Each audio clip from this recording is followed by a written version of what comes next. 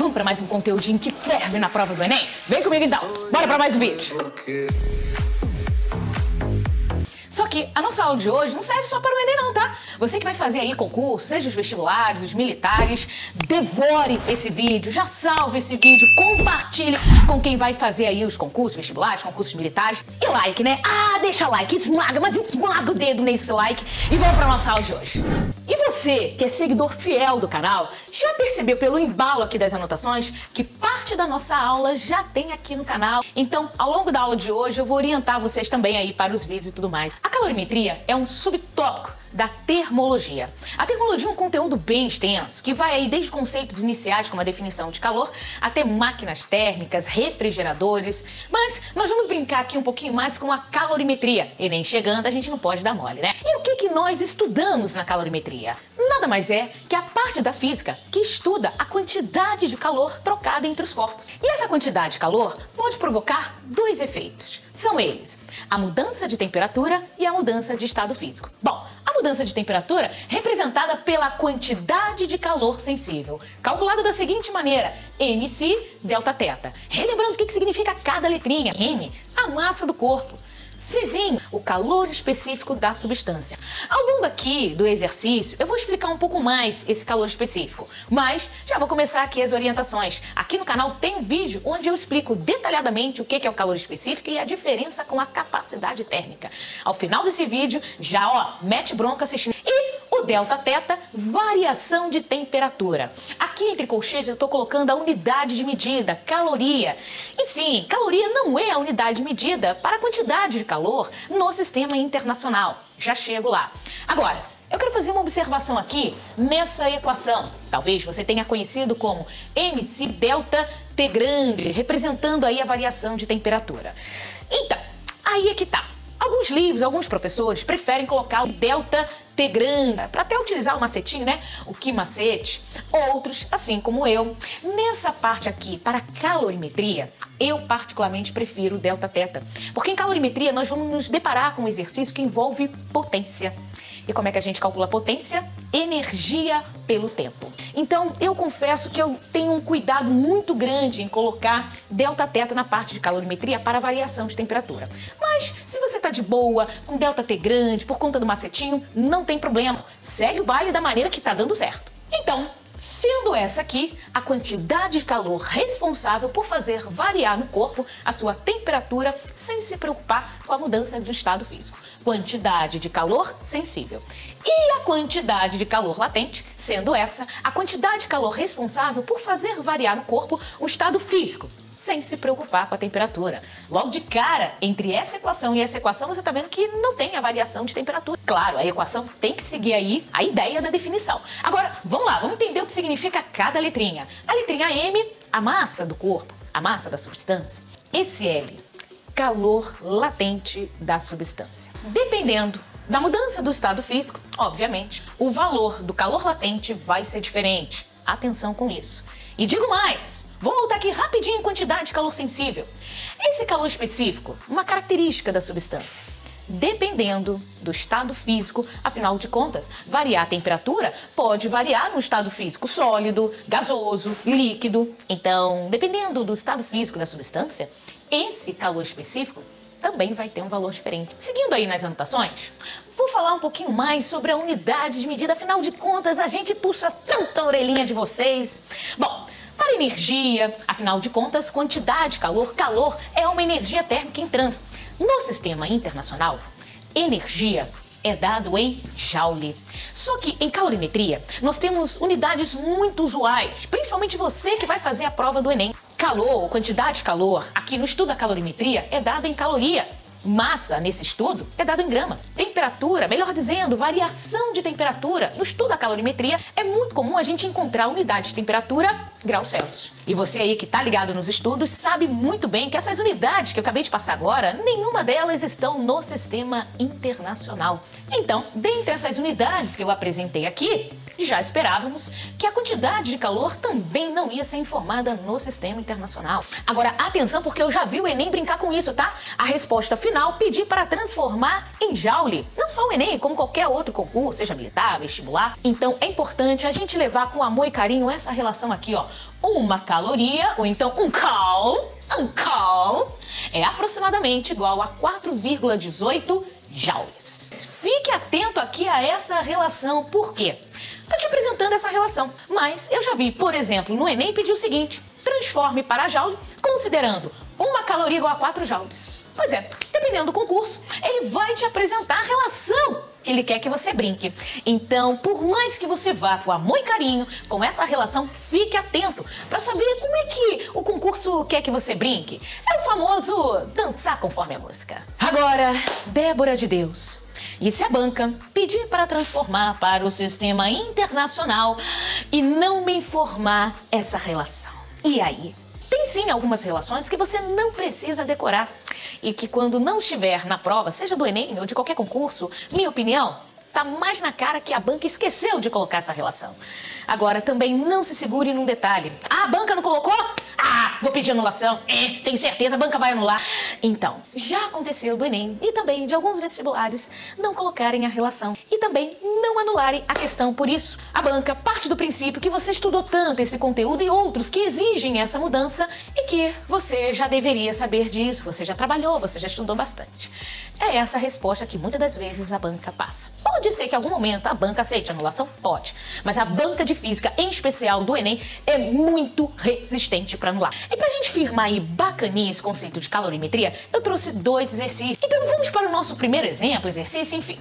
Nós temos aqui, ó, pedrinhas de gelo. Aquela pedrinha de gelo que coloca ali na forminha. E a massa que estão informando 10 gramas. E veja bem, tá aqui, ó, inicialmente a menos 10 graus Celsius. E no processo final, essa pedrinha de gelo se transformou em vapor d'água, a uma temperatura de 100 graus Celsius. É claro que do momento inicial para o momento final, essa substância, essas 10 gramas de pedrinhas de gelo, obviamente, recebeu uma determinada quantidade de calor, que eu até coloquei aqui, uma quantidade de calor total. Seguindo desses dados, outros dados também que a questão vai informar é o seguinte: calor específico da água, 1 caloria por grama grau Celsius, calor específico do gelo, aproximadamente 0,5 caloria por grama grau Celsius, calor latente de fusão, 80 caloria por grama, calor latente de vaporização, 540 caloria por grama. Tendo essas informações no problema, calcule a quantidade de calor total que essas 10 gramas de pedrinha de gelo vai precisar receber para chegar a um processo final de vapor a 100 graus Celsius. Você já deve imaginar um erro clássico dos candidatos nesse momento. Olha aqui, ó. Variação de temperatura, a questão informa calor específico. Quantidade de calor sensível. Pronto. Papum, morreu a questão. Fácil demais. Tá errado, filho. Tá errado. Amor de titia, a questão não é assim tão imediata. Você tá pulando etapas. Você há de concordar comigo que da passagem da pedrinha de gelo até o vapor, além de variar a temperatura, variou também o estado físico. Então, nessa questão, nós temos a participação da quantidade de calor sensível, sim, mas também a quantidade de calor latente. Muito cuidado. Para deixar isso ainda mais didático, eu coloquei aqui as etapas que a gente precisa analisar num problema desse. E fique atento, porque pular uma dessas etapas, é certo, você vai perder a questão.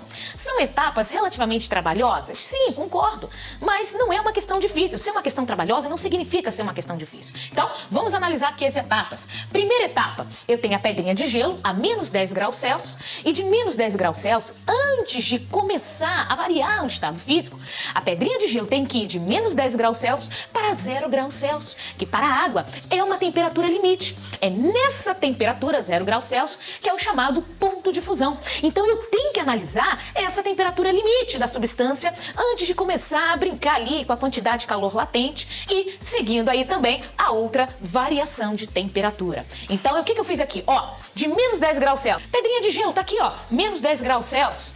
E aí, quantidade de calor Q1, nessa primeira etapa, para passar a temperatura da pedrinha de gelo a menos 10 graus Celsius para, ainda na pedrinha de gelo, a 0 graus Celsius. Afinal de contas, 0 graus Celsius é a temperatura temperatura limite. Eu posso ter pedrinha de gelo a 0 graus Celsius? Posso. Posso ter pedrinha de gelo a menos 10 graus Celsius? Posso. Então eu tenho que analisar esses pontos limites, sendo aqui o ponto de fusão e também o ponto de ebulição. É claro que eu estou trabalhando com essas temperaturas limites aqui para a água. Se for outra substância, acho muito difícil o Enem trabalhar com outra substância. Mas se for outra substância, é importante que a questão informe, tá? O ponto de fusão e o ponto de ebulição. Então vamos lá, vou chamar quantidade de calor Q1 para transformar a temperatura permanecendo o estado físico sólido de menos 10 graus Celsius para 0 graus Celsius. Pronto, agora tem a pedrinha de gelo na sua temperatura limite. Agora tá ali, agora ela já tá prontinha para ir para o estado líquido. Então a quantidade de calor Q2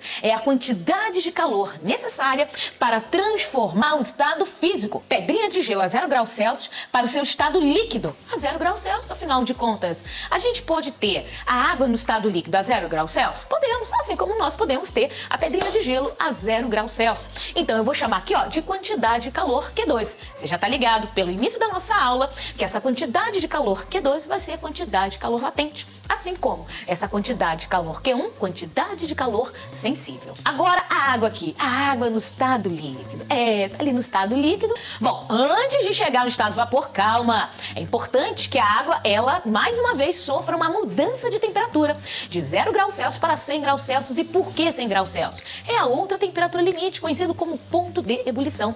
É nessa temperatura que a água ela vai começar a ferver. Água líquida a 0 graus Celsius e água líquida a 100 graus Celsius, podemos? Podemos.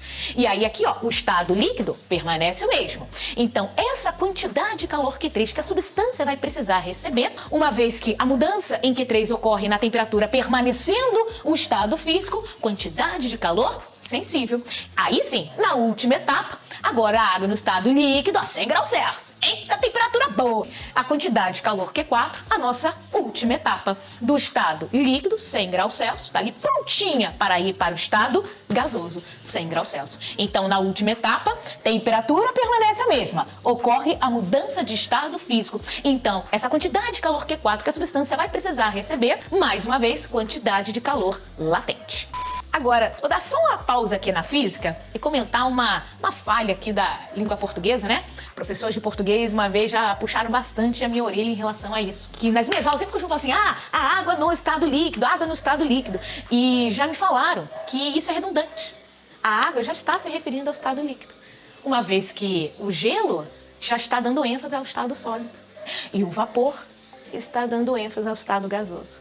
Fica uma dica, tá? Eu digo isso pra colocar lá na redação, aí você mete na redação, água no estado líquido. Isso pode comprometer ali na correção, tá bom? Tô colocando aqui, tô insistindo, mas é redundante o que eu acabei de falar. É didático nesse contexto. Numa redação pode dar ruim, tá? Pode, aí chega lá, pô, aquele vídeo lá daquela mulher, pô, me ajudou em física, me estrepou em redação, tá bom? Fica a dica aí. Agora, vamos para as continhas. Na primeira etapa, quantidade de calor sensível. MC, delta teta. E detalhe, em nenhuma das etapas a massa variou, tá? Em momento algum a questão fala que vai ter perda de massa. Então vejam bem, M, tudo aí 10 gramas. Agora vamos aqui, ó. MC, delta teta para a primeira etapa. Lembra que M igual a 10, a variação de temperatura. E aí você não pode dar mole com isso. Como é que eu calculo variação de temperatura? Aliás, toda e qualquer variação de grandeza física é a grandeza final menos a inicial. 0 com menos 10 é igual a 10. Então, ó, variação de temperatura está aqui, igual a 10. Agora vamos lá. Calor específico. Eu sei que em diversas questões que você está acostumado a fazer de calorimetria, você coloca assim, para a água, calor específico igual a 1. Mas calma, olha aqui nessa primeira etapa. Nós temos o estado líquido? Não. 1 caloria por grama grau Celsius é para o estado líquido. Para o estado sólido, aproximadamente 0,5 caloria por grama grau Celsius. E fica atento, tá? Eu já vi em algumas pesquisas na internet colocando calor específico do gelo, 0,55 caloria por grama grau Celsius. Se a questão pedir para você considerar, tudo bem, 0,55. Mas de um modo geral, para o calor específico do gelo, 0,5 caloria por grama grau Celsius.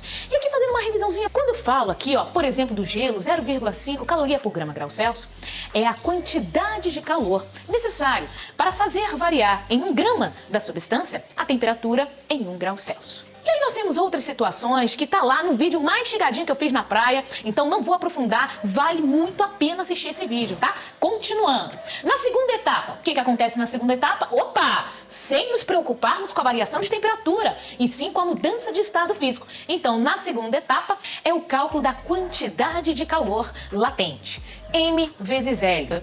Débora, o M, eu lembro aqui, ó, o M, bacana. Mas agora aqui, peraí, Débora, você colocou um LF, um LV, que bodega é essa aqui? Bom, o que está acontecendo na segunda etapa? Qual é a mudança de estado físico que está ocorrendo aqui? Fusão.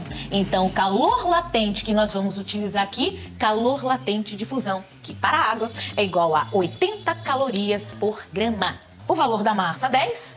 Calor latente de fusão igual a 80. 80 vezes 10 é igual a 800 calorias. E vamos aqui, etapa 3. Opa, o que está acontecendo na etapa 3? Mudança de temperatura sem nos preocuparmos com a mudança de estado físico. Quantidade de calor sensível, MC delta teta. Massa igual a 10, agora sim. Que estado físico é esse aqui na etapa 3? Aqui, ó, estado líquido, que para a água, aí sim, 1 caloria por grama grau Celsius. Czinho igual a 1. Variação de temperatura.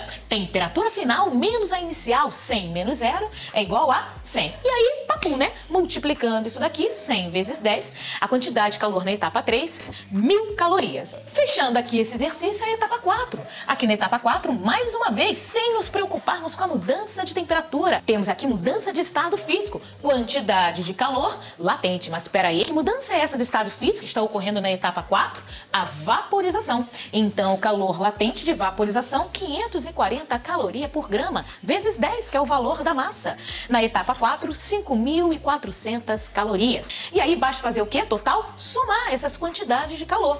Logo, somando 50, 800, 1.000 e 5.400, 7.250 calorias. Vamos para o exemplo 2. Um exemplo também muito clássico, já foi cobrado no Enem, crê em Deus Pai. Isso aqui, como isso daqui já foi cobrado em concurso. Nós temos uma massa de ferro de 200 gramas a uma temperatura inicial de 250 graus Celsius, totalmente imerso em uma água de massa 100 gramas a uma temperatura inicial de 10 graus Celsius. Ambas as substâncias dentro de um calorímetro. Calorímetro é um recipiente onde nós estudamos situações de troca de calor entre os corpos.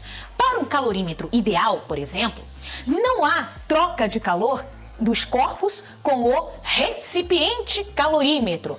Isso para um calorímetro ideal. Ou seja, nesse caso aqui, só vamos analisar a troca de calor entre o ferro e a água. Cuidado, tá? Porque se a questão ali informar que o calorímetro vai participar dessa troca de calor, nós teremos que colocar o calorímetro como um terceiro corpo. Vocês estão vendo aqui que nós estamos analisando 2 corpos, mas muito cuidado com isso. Calorímetro ideal, para você identificar isso no texto, vem informando assim: considere capacidade térmica desprezível desse calorímetro. Papo, você pode considerar calorímetro ideal, porque nem sempre a questão pode informar, considere o calorímetro ideal, pode informar dessa maneira. Agora, atenção! Seja um calorímetro ideal ou não, cuidado. No calorímetro, a troca de calor que acontece dentro do calorímetro. Não há troca de calor com o meio externo, porque as paredes de um calorímetro são chamadas paredes adiabáticas, ou seja, não troca calor com o meio externo. E essa definição serve tanto para um calorímetro quanto para um calorímetro ideal. A diferença entre um calorímetro e um calorímetro ideal é a questão que um calorímetro ideal, ele não vai participar aqui dessa troca de calor. Um calorímetro, sem ser ideal, vai ser, por exemplo, um terceiro corpo. E aí vai entrar aqui na nossa conta. Cuidado com esse detalhe e esses termos que podem aparecer e para não dar aquela assustada. Sabendo aqui esses dados, massa da água 100 gramas, do ferro 200 gramas, calor específico da água 1 caloria por grama grau Celsius e o calor específico do ferro 0,1 caloria por grama grau Celsius. Fique tranquilo, tá? São valores que você não precisa decorar, em especial o ferro. Ah, Débora, você tá preocupada, né? Vai que a banca não coloque. Então, esse valor aqui é o valor definitivamente mais trabalhado em calorimetria no que se diz respeito à substância água. De fato, não coloco esse valor como exigência do candidato decorar, mas qual é o meu receio? Não ter esse valor na prova e o candidato ir com tudo achando que a banca vai anular.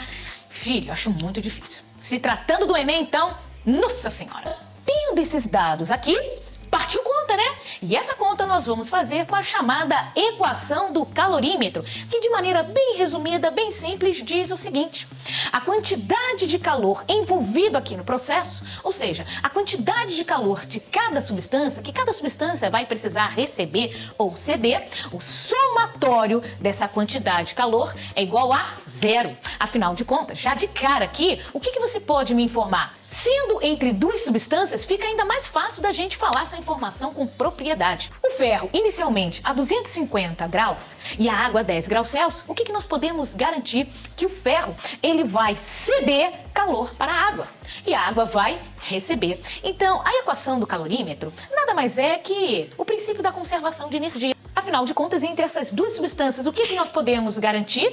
Que a água vai receber calor e o ferro vai ceder calor. Quantidade de calor da água, nessa questão eu estou informando que a água vai mudar de estado físico? Não, a água vai elevar sua temperatura, uma vez que ela vai receber calor. Inicialmente a 10 graus Celsius, uma coisa é certa, a temperatura da água vai aumentar e a temperatura do ferro no processo final vai diminuir. Em momento algum, a questão está informando variação de estado físico. Então, essa quantidade de calor da água vai ser exclusivamente quantidade de calor sensível. E do ferro, a questão está informando alguma coisa? Que o ferro vai mudar de estado físico? Não.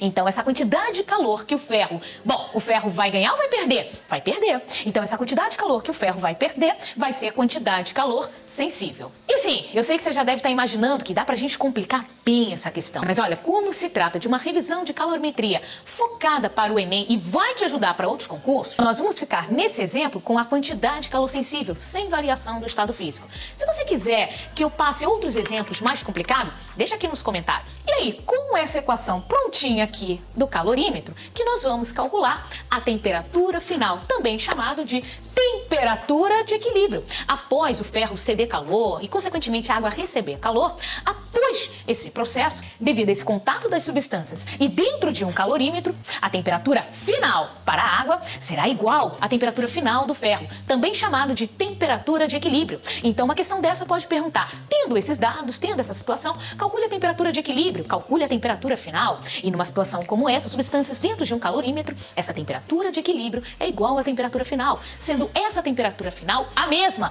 para as substâncias dentro do calorímetro. Eu estou trabalhando com duas. Agora, vamos supor que o calorímetro também entrasse aqui na brincadeira. Cuidado, tá?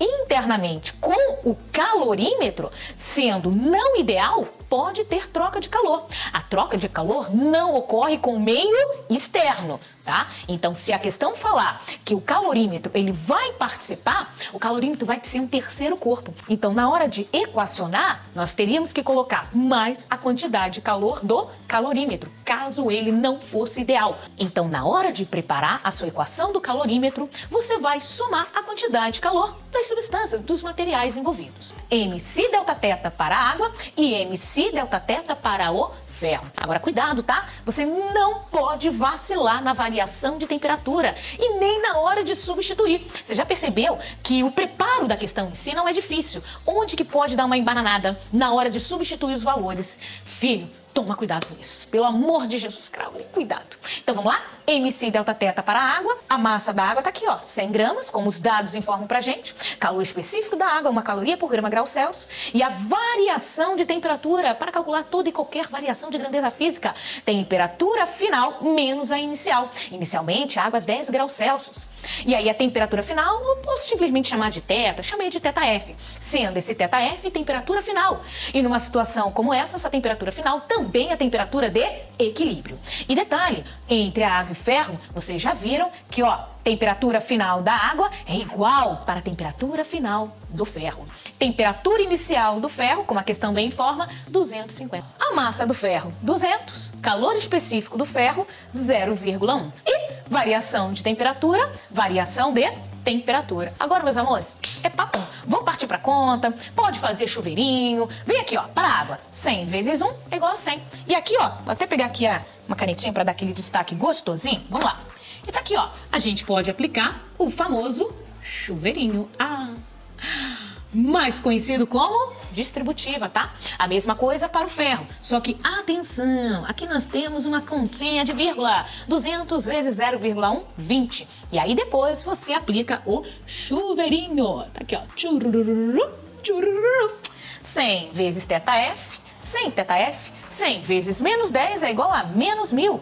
200 vezes 0,1, 20. 20 vezes θf, 20 θf.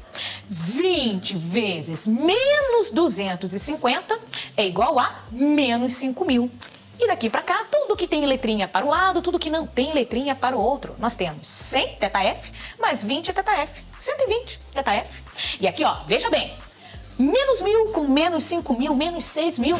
Tá esse membro, né? Joga lá para outro membro com 6.000. Menos 6.000, vai para outro membro, 6.000. E daqui para cá, nós vamos isolar o que a gente quer calcular. Esse 120 está multiplicando, vai para outro membro como?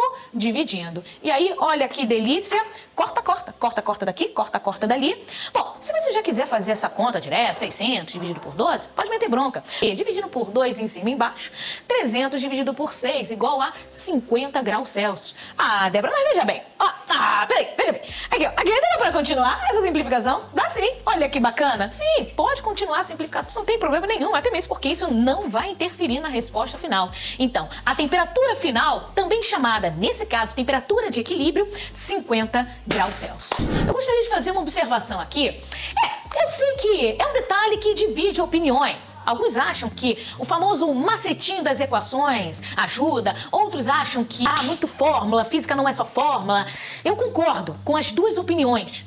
Também acho que os macetinhos podem ajudar, só que é muito importante que primeiro nós tenhamos isso aqui detalhado, o que significa cada letrinha, as aplicações no dia a dia, no cotidiano, antes da gente ir para a decoreba das fórmulas. Tanto que agora, no final da aula, que eu vou passar essas dicas. Apesar de que no início da aula eu cheguei a falar isso daqui.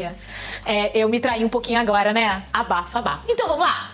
Quantidade de calor sensível. Eu chamava isso aqui da fórmula do DJ, que eu brincava assim, MC delta teta. Até descobrir que DJ é uma coisa, MC é outra.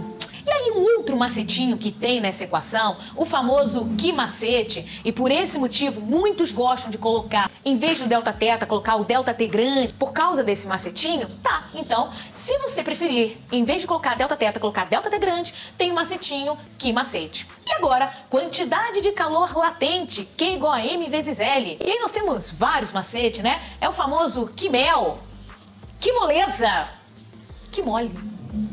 Macete, gente, aqui ó, macete, macetinho aqui. Tô fechando o vídeo hoje por aqui. Devora esse vídeo, junto com outros vídeos que tem aqui no canal, também no contexto de calorimetria, e os outros dois queridinhos. A mega revisão de eletrodinâmica, que já tem aqui no canal, e a mega revisão de ondulatória. Meus amores, espero ter ajudado, ter contribuído aí com mais um vídeo. Gostou do vídeo? Gostou da didática? Pega esse vídeo, compartilha com quem vai fazer a prova do Enem. Aqui no canal, você vai lá na aba ao vivo, tem um projeto Lives Gratuitas. Projeto esse que eu disponibilizo material gratuitamente. Inclusive, eu ia colocar essa aula em uma live, só que nossa última live, o engajamento foi bem pequeno. Então, se você curte aula também ao vivo, chama a galera, coloca aqui nos comentários. Eu quero que as lives voltem, eu prefiro live. Ou então, se você prefere vídeo gravado, deixa aqui também, para eu poder entender aí o público que me assiste. Então, meus amores, mais uma vez, muitíssimo obrigado por você ter ficado comigo aqui até o final. Até o próximo vídeo. Valeu! Soy el fuego que